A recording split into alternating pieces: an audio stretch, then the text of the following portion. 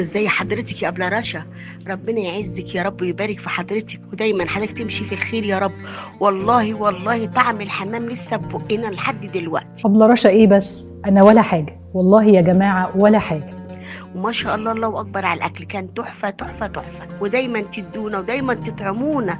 يطعمكم ربنا من الجنه زي ما بتطعمونا. بالله عليكم، مش المفروض نشير صوتهم؟ أنا لوحدي وبطولي مش هقدر، لازم تشاركوا وتعرفوا الناس عنهم. واحنا ان شاء الله نفسنا في الكوارع والمنبار. ربنا يبارك لكم ويكفيكم شر المرض ودايما تطعمونا. ده صوت يبقى محتاج لقمة ونفسه فيها ويطلبها بكل الحب ده، وأنا ما أعملهاش؟ يا رب ادينا الصحة وروق حالنا لآخر يوم في عمرنا. واحنا بنشكركم جدا وطمعانين.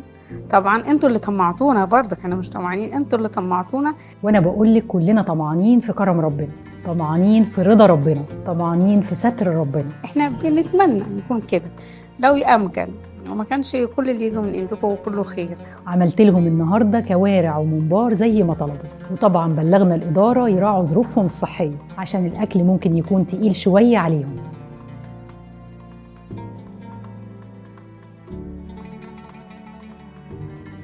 وفي الختام مفيش ختام، هعمل لهم كل اللي نفسهم فيه طول ما فيا صحة، وانتوا هتشيروا وانا هوصلكم بالدار عشان مفيش حد فيهم يبقى محروم من حاجة.